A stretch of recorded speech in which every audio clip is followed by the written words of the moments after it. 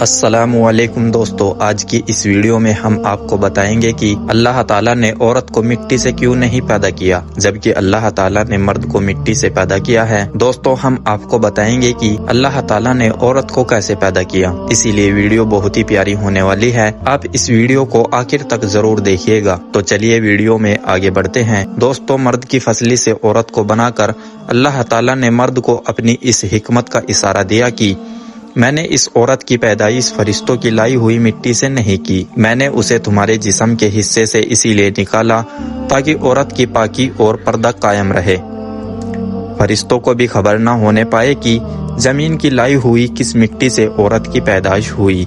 یعنی عورت کی پاکی کی حد تو دیکھیے کہ فرشتوں سے بھی اس کی بناوٹ کا پردہ ضروری قرار دیا گیا، اور پہلی عورت اس مرد کی فصلی سے نکلی جن کی وہ بیوی کہلائی۔ میرے دوستو، اب بات آتی ہے فصلی کی کہ عورت فصلی سے ہی کیوں بنائی گئی، عورت فصلی سے ہی کیوں نکلی؟ کیا عورت کو ٹیڑھا پن وہیں سے ملا؟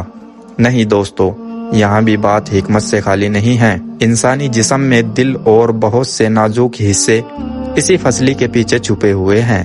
یعنی ان چیزوں کے لیے، نازک حصوں کے لیے فصلی ایک ڈھال ہے جن کی ضرورت انسان کو زندہ رکھنے کے لیے بہت ضروری ہے۔ اللہ تعالیٰ نے عورت کو فصلی سے بنا کر یہ نہیں بتایا کہ عورتوں میں ٹیڑھا پن ہے، بلکہ اس عورت کو فصلی سے بنا کر یہ بات سمجھا دی کہ عورت وقت پڑنے پر ڈھال بن سکتی ہے۔ عورت کو بائیں فصلی سے نکال کر یہ بھی ثابت کر دیا کہ عورت ڈھال بن سکتی ہے تو مرد کے دل پر راج بھی کر سکتی ہے۔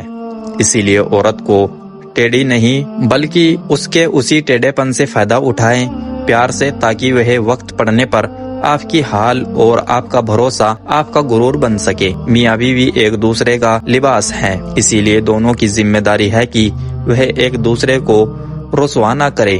مرد حضرات سے گزارش ہے کہ عورتوں کی عزت کرے، چاہے وہ آپ کی بہن، بیٹی یا آپ کی ماں یا آپ کی بیوی ہو، اور دوسروں کی بہن بیٹیوں کی بھی عزت کریں۔ اپنی سوچ کو اونچا رکھے، اچھا سوچیں گے تو زندگی سکون سے گزرے گی۔ دوستو، عورت کی فطرت کے بارے میں بتاتے ہوئے حضور پاک صلی اللہ تعالی علیہ وسلم فرماتے ہیں کہ عورتوں کے ساتھ اچھا سلوک کیا کرو، کیونکہ عورتیں ٹیڑھی فصلی سے پیدا کی گئی، یعنی ان کی فطرت میں کچھ نہ کچھ ٹیڑھا پن رکھا گیا ہے، اور ایک ٹیڑھی چیز کا سب سے اونچا حصہ وہی ہوتا ہے جو سب سے زیادہ ٹیڑھا ہوتا ہے۔ اب ایسے میں اگر تم اس کے ٹیڑھے پن کو سیدھا کرنے کی کوشش میں رہو گے تو چونکہ یہ ٹیڑھی فطرت کی ہوتی ہے، تم اسے سیدھا تو نہیں کر سکو گے، ہاں لیکن اسے توڑ کر ضرور رکھ دو گے، اور اگر تم اسے بالکل ہی اس کی حالت پر چھوڑ دو گے تو ظاہر ہے کہ وہ ہر حال میں ٹیڑھی ہی رہے گی۔ ان حالات کے لیے میں تمہیں یہ نصیحت کرتا ہوں کہ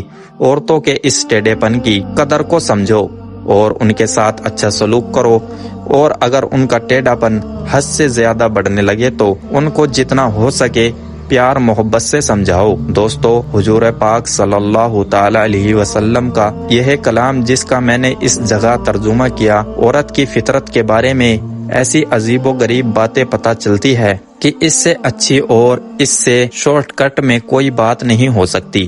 دوستو، یہاں پیدا ہونے کا یہ مطلب نہیں کہ جس طرح ماں باپ سے بچہ پیدا ہوتا ہے اسی طرح عورت ٹیڑھی فصلی سے پیدا ہوتی ہے، بلکہ عربی کہاوت کا یہ مطلب ہے کہ عورت کی فطرت میں ٹیڑھا پن ہے جو اس سے الگ نہیں ہو سکتا۔ لہٰذا قرآن کریم میں اللہ تعالیٰ فرماتا ہے کہ انسان جلد بازی سے پیدا کیا گیا ہے، جس کے مطلب میں یہ نہیں کہ جلد بازی کے مواد سے پیدا ہوا، بلکہ مطلب یہ ہے کہ انسان کی فطرت میں جلد بازی ہے۔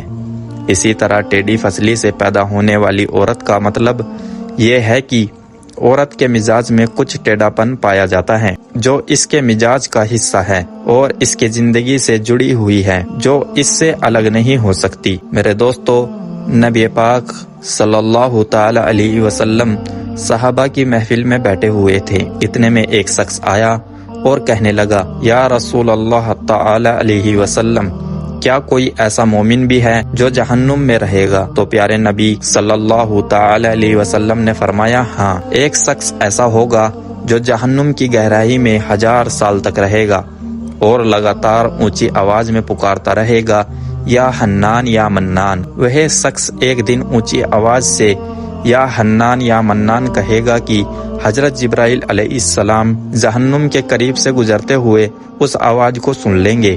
حضرت جبرائیل علیہ السلام حیران ہوں گے کہ یہ کیسی عجیب بات ہے کہ کوئی لگاتار یا حنان یا منان پکار رہا ہے۔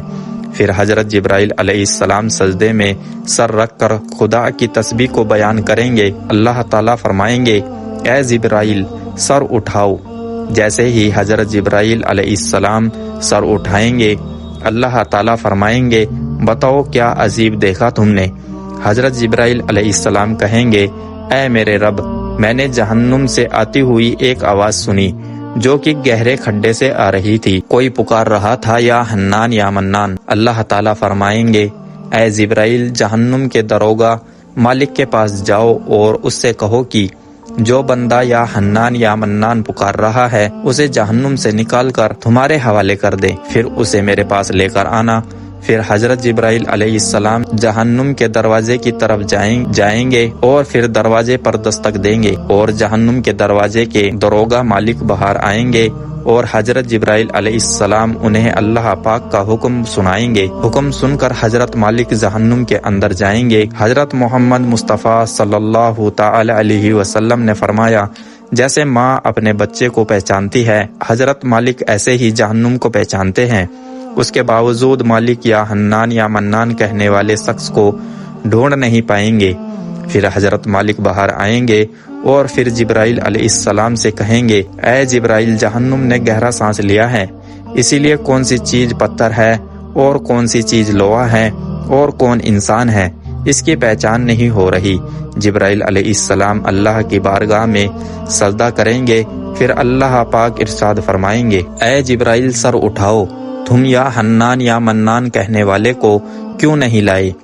تو حضرت جبرائیل علیہ السلام کہیں گے، اے میرے اللہ، جہنم کے دروگا نے بھی معذرت کر لی ہے۔ وہ کہتے ہیں کہ جہنم نے گہری سانس لی ہے، اس وجہ سے پتھر، لوہے اور انسان کے بیچ میں کوئی فرق نہیں بچا ہے، یہ سب جل کر کوئلہ بن چکے ہیں، کسی چیز کی بھی پہچان نہیں ہو پا رہی ہے۔ تو اللہ تعالیٰ فرمائیں گے، اے جبرائیل مالک سے کہو میرا بندہ جہنم کے فلاں گڈھے میں فلاں کونے میں اس حالت میں پڑا ہوا ہے۔ تو حضرت جبرائیل علیہ السلام جہنم کے دروازے پر جائیں گے اور حضرت مالک کو یا حنان یا منان پکارنے والے کا پتہ بتائیں گے۔ حضرت مالک جہنم کے اندر جائیں گے اور دیکھیں گے کہ ایک شخص ہے، اس کے پاؤں اس کے پیشانی کے ساتھ اور اس کے ہاتھ گردن کے ساتھ بندھے ہوئے ہیں اور جہنم کے سانپ بچھو اس کے جسم سے لپٹے ہوئے ہیں۔ حضرت مالک اس کی زنجیر توڑ دیں گے اور اس کو جہنم سے نکال کر اس کو حضرت جبرائیل علیہ السلام کے حوالے کر دیں گے۔ حضرت جبرائیل علیہ السلام اسے اللہ تعالیٰ کی بارگاہ میں لے کر حاضر ہوں گے، سر سجدے میں رکھیں گے اور اللہ فرمائیں گے، اے جبرائیل اپنا سر اٹھاؤ۔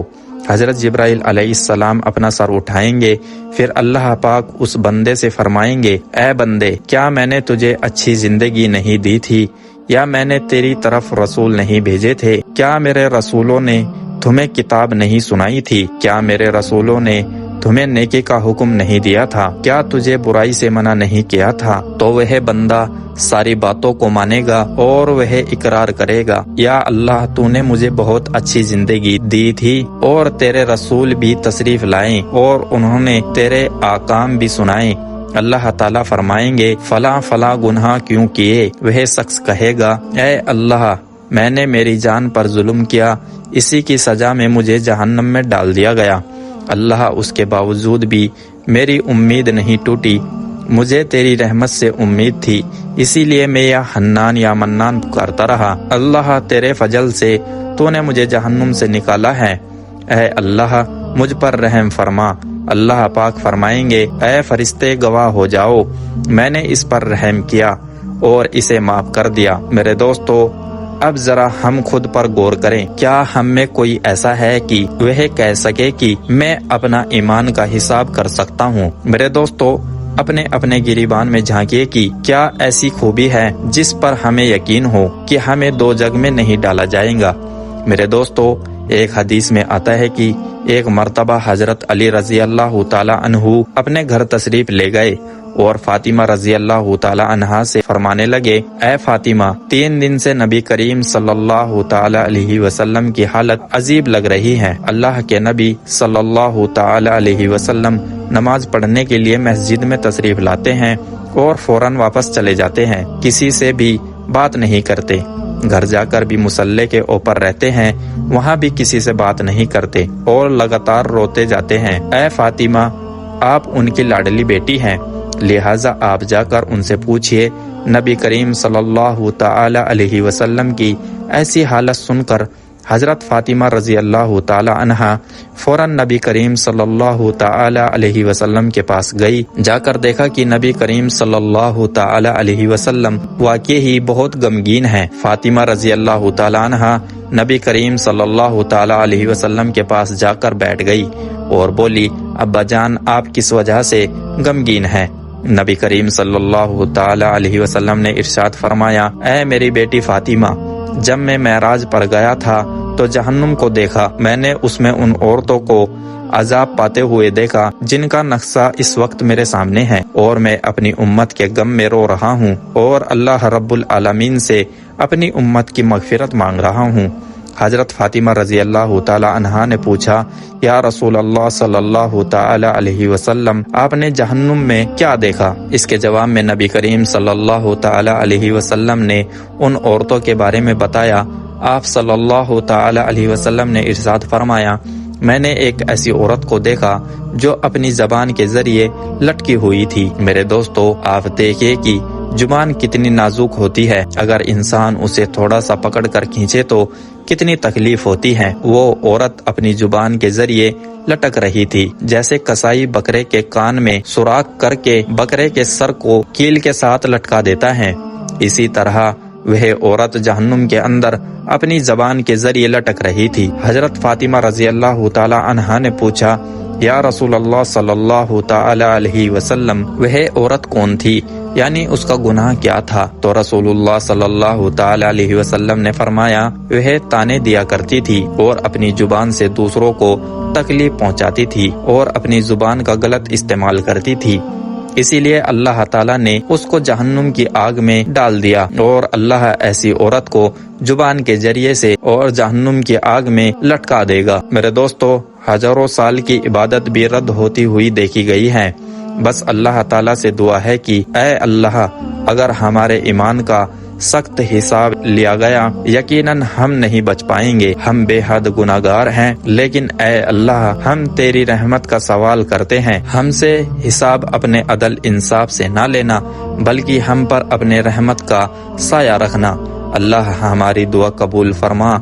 قیامت کے دن جب لوگوں کے ایمان کا حساب کتاب ہو رہا ہوگا، پھر کچھ لوگ ایسے ہوں گے جن کو اللہ تعالیٰ بغیر حساب و کتاب کے جہنم میں بھیج دے گا۔ تو صحابہ کرام رضوان رضی اللہ تعالیٰ عنہ نے عرض کیا، یا رسول اللہ صلی اللہ تعالی علیہ وسلم، وہ کون سے لوگ ہوں گے؟ نبی کریم صلی اللہ تعالی علیہ وسلم نے ارشاد فرمایا، وہ ظالم حکمران، اور وہ تاجر جو جھوٹ بولتے ہوں، اور وہ بوڑھا شخص جو زنا کرتا ہو۔